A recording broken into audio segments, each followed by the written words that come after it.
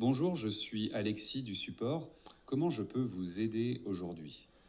Bonjour Alexis, est-ce que tu peux me parler des formations N8N que tu as dans ta base de données? Je suis désolé, je rencontre un problème pour accéder aux informations sur les formations NUTN dans la base de données, quoi. Pourriez-vous reformuler votre question ou me donner plus de détails Essaye sur ce que maintenant vous... à nouveau, ça devrait marcher.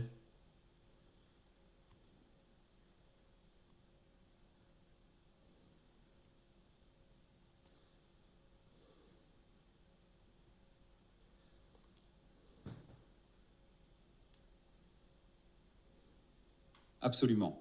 Il existe trois formations NUTN disponibles. La première, de niveau débutant, s'intitule Automatisé en 60 minutes au prix de 49 euros. C'est un webinaire en direct d'une heure qui vous introduit à NUTN et vous... Salut!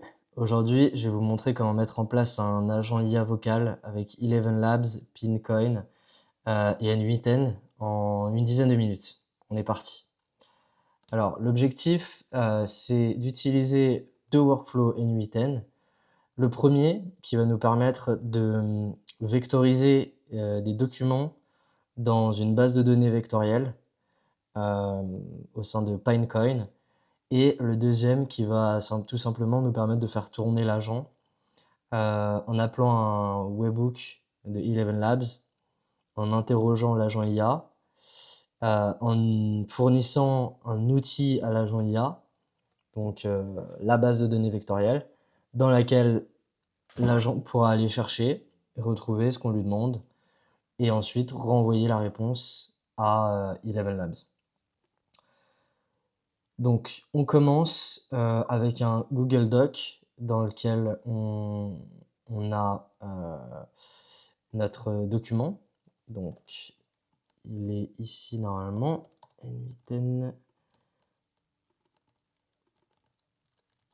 Donc, ce document, en fait, on va aller le vectoriser en utilisant ce workflow.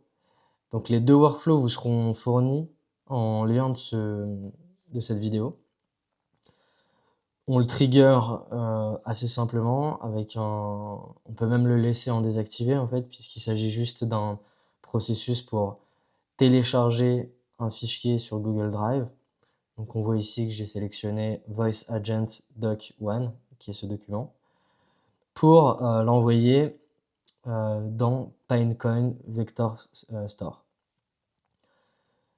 Donc Pinecoin, c'est quoi? C'est une base de données vectorielle. Donc ici, on va créer une base de données. Donc celle-ci s'appelle audio. Et on va aller indexer des documents. Donc là, on a un index qui est en fait la vectorisation du document. Et comme ça, vous allez pouvoir, avec ce workflow, uploader autant de fichiers que vous voulez dans Pinecoin sans une seule ligne de code. Donc derrière, on passe à l'autre agent, à l'autre workflow N8N. Donc là, c'est un workflow qui est pareil, assez simple. En fait, on a un agent IA avec un modèle, hein, on a GPT-4o.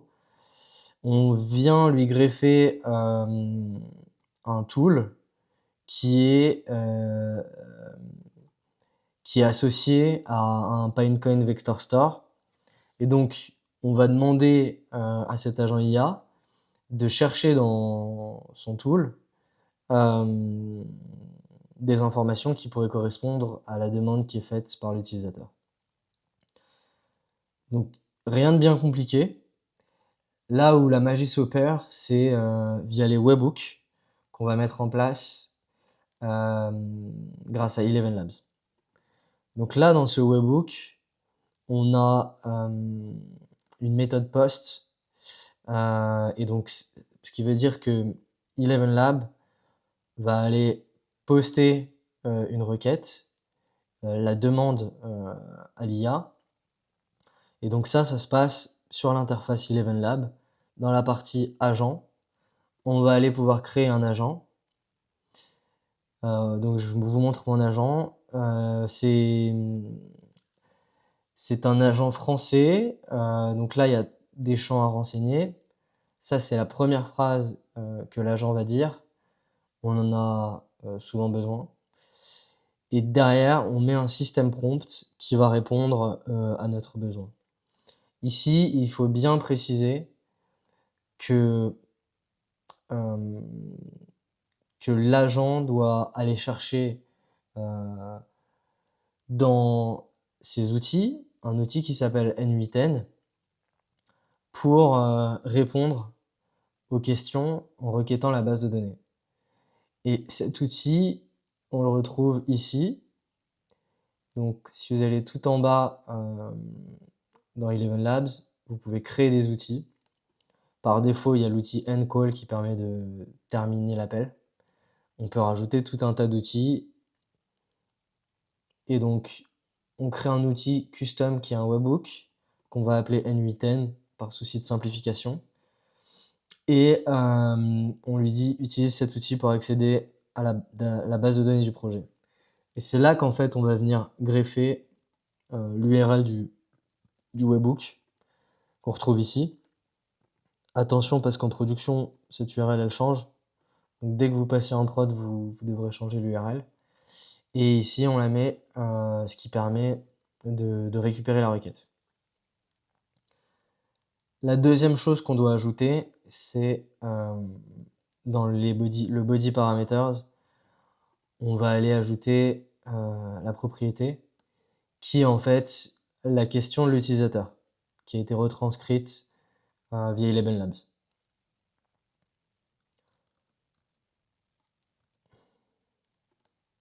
Donc ensuite, le webhook est passé à l'agent IA et la réponse est retournée au webhook. Tout simplement. Donc sur la configuration, on peut aussi ajuster le modèle pour le rendre plus créatif. Donc dès qu'on augmente la température, le modèle va partir un peu plus loin dans le délire, va être plus original, c'est aussi moins stable. Donc tout dépend de ce que vous souhaitez faire avec. Et ici, vous pouvez choisir aussi le LLM qui est appelé. Donc ça, c'est aussi intéressant. Vous pouvez faire des tests en fonction de vos besoins pour savoir quel LLM répond le mieux à ce besoin. Et voilà, à partir de ça, on est bon. Donc, on n'a plus qu'à faire tourner le modèle. Donc ici, on peut... je vais scinder mon écran.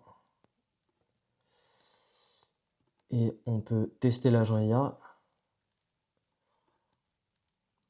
Il ne faut pas oublier de mettre test workflow tant que le workflow n'est pas actif. Sinon, on ne peut pas écouter les webhooks. Et on est parti. Bonjour, je suis Alexis du support. Comment je peux vous aider aujourd'hui?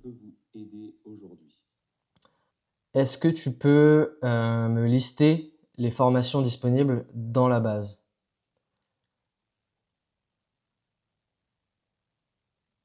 Voici la liste des formations disponibles. Niveau débutant, automatisé en 60 minutes. Tarif 49 €, format webinaire en direct, 1 heure. Contenu, introduction à N8N et au cas d'usage clé, création de votre première automatisation, no-code, template téléchargeable inclus, accès au replay, plus session questions-réponses. Niveau intermédiaire, créer des workflows efficaces, tarif sain, 49 €. Format atelier interactif, 3 heures. Contenu, formation pratique, API, Scrapper, Webhooks, automatisations concrètes, génération. Voilà, merci à vous. J'espère que cette vidéo vous a plu. Vous pouvez laisser un commentaire si vous avez des questions. Et n'hésitez pas si vous avez des questions à me contacter. Et je vous dis à très vite.